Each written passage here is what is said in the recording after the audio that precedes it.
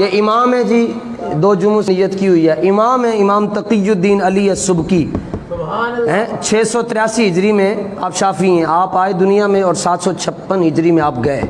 آپ کا موقف کیا ہے جی؟ آپ کے زمانے میں ایک عیسائی تھا، اس نے گستاخی کر دی نبی علیہ السلام کی شان میں، آپ کو بتایا گیا تو آپ نے کیا فتویٰ دیا؟ فرمایا یقتل، اور یہ کون لا دی؟ کتاب یہ ہے جی کہ جس میں لکھا ہو، یہ میں نے کتبہ اپنی قبر کے، اگر میری قبر بن گئی تو یہ رکھ دیجئے، بس میری تمنا نہیں ہے، میری تمنا بوٹی بوٹی ہو جائے، اگر بن گئی کہیں تو یہ رکھ دیجئے گا جی، یہ اس کتاب میں موجود ہے جی۔ سنو جناب، مولوی کس کو کہتے ہیں؟ امام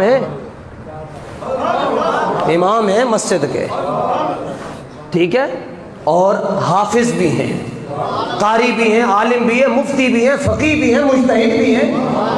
آپ نے فرمایا یقتلو، اس کا سر کاٹ کے رکھ دیا جائے۔ کون نظر اس کا سر انج بھی کرو یا انج کرو، اس کا سر کاٹ کے رکھ دیا، اس کا سر۔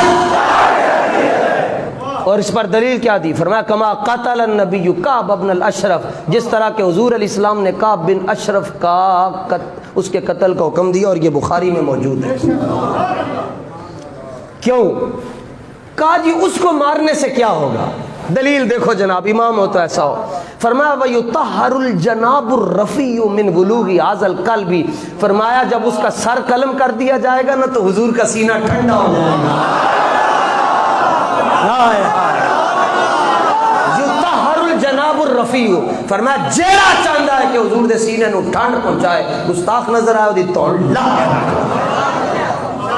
سنو جی آگے، پھر آپ ارشاد فرماتے ہیں وَحُقَّ عَلَيَّ وَعَلَى غَيْرِي مِنْ أَهْلِ الْعِلْمِ الْقِيَامُ فِي ذَلِكَ، مولویوں اور پیروں کے نام آپ کا پیغام۔ فرمایا مجھ پر اور دیگر مولویوں پر لازم ہو گیا ہے کہ مسئلہ ناموس رسالت کے لیے کھڑے ہو جائیں۔ کیوں؟ فَإِنَّ فِيهِ نُصْرَةً لِلنَّبِيِّ صلی اللہ علیہ وسلم، فرمایا جو یہ چاہتا ہے کہ وہ رسول اللہ کی مدد کرے، جملے پہ غور کرو حضور، جو یہ چاہتا ہے کہ وہ رسول اللہ کی مدد کرے، جو ساری کائنات کی مدد کرتے ہیں، جو یہ چاہتا ہے ان کی مدد کر گزرے، وہ مسئلہ ناموس رسالت پہ کھڑا ہو جائے۔ یہ لو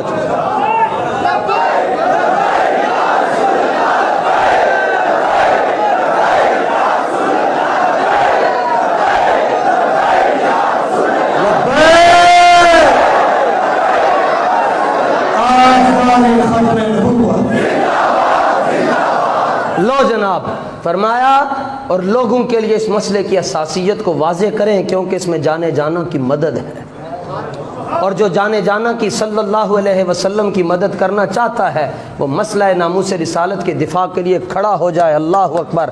اور فرمایا اللہ تعالیٰ ارشاد فرماتا ہے، اس پر آپ نے قرآن سے دلیل دی سورہ حدید کی آیت نمبر 25 سے، فرمایا وَلِيَعْلَمَ اللَّهُ مَن يَنْصُرُهُ وَرُسُلَهُ بِالْغَيْبِ، فرمایا اللہ اس کو دیکھنا چاہتا ہے جو بغیر دیکھے اللہ کے رسول کی مدد کرے گا۔ اللہ بھی اس کو دیکھے گا جو اس کے رسول کی مدد کرے گا، اور بن دیکھے مدد کرے گا، پوچھ کے نہیں۔ ایف آئی آر تے کٹنا ہی نہیں ہے، سی 295 تھی کہ آرڈر ہے نہیں جی، یہ ایف آئی آر نہیں کاٹنی، تمہیں آرڈر ہے نہیں کاٹنی تو ہمیں تو آرڈر ہے، من سب نبی، تمہیں تمہارا آرڈر مبارک ہو، ہمیں ہمارا آرڈر مبارک ہو۔ لو جناب اگے گال کی تھی، 700 صفحے دی حضور آپ نے کتاب لکھی ہے، فرماتے ہیں مجھ میں اتنی ہمت نہیں کہ میں اس گستاخ کا سر تن سے جدا کر سکوں۔ مجھ میں مولوی جو ہونا جی، کیا اختیار ہے جی مولوی کا؟ اے 4 بندے انتظامیہ دے جتھے بیٹھ کے نا نہیں جی انج کر دیں جی، نہیں انج کرتے ہیں ایسے نہیں، جنازہ پڑھن واسطے پھر بھی مولوی دی مددگار ہوندے جی، مولوی صاحب نے جنازہ پڑھانا ہے تے بک وق بھی انہاں دے خلاف کرتے ہیں جی۔ فرمایا مجھ میں اتنی ہمت نہیں کہ میں گستاخ رسول کا سر تن سے جدا کروں۔ کیوں ہمت کیوں نہیں ہے؟ فرمایا اس لیے کہ وہ کسی دوسرے شہر میں ہے اور اس کو سیاسی پناہ حاصل ہے، اگر تے چلتا پھردا ہوئے گا پھر تو میں وہ دی تو لا دینی سی۔ فرمایا اس کو سیاسی پناہ حاصل ہے، اس کے پیچھے بڑے بڑے مشیر وزیر کھڑے ہیں، لیکن اللہ جانتا ہے کہ میرا دل شکستہ ہے اور پریشان ہے۔